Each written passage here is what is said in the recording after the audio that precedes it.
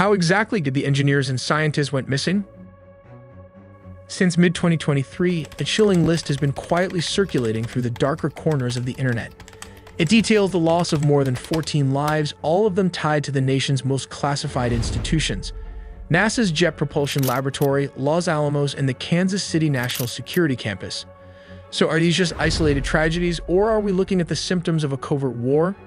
Based on the breadcrumbs they left behind, here are 3 scenarios that might explain what really happened to these missing scientists.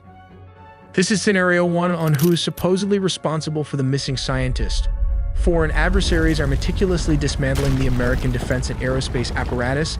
They aren't just targeting the top scientists, they are targeting the entire supply chain of classified information. Take Steven Garcia, a government contractor overseeing sensitive assets. In August 2025, he left his home on foot carrying a handgun, with authorities warning he was a danger to himself. But what if he wasn't about to take his own life? What if he was armed because he knew a foreign asset was coming for him? Similarly, look at the walkaways.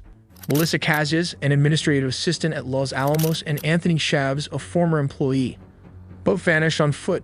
Casillas left her phone, wallet, and keys behind, classic signs of a forced, urgent extraction. They were swept off the board, relocated to foreign black sites, their deep access to American nuclear logistics harvested by rival states. But here is a different angle of how this might have happened. According to our research, at 53, Melissa wasn't a nuclear logistician holding classified state secrets. She was an administrative assistant at Los Alamos. And the day she vanished, June 26, 2025, did not look like a black ops extraction. She drove her husband to work, ran daily errands, and dropped off lunch for her daughter.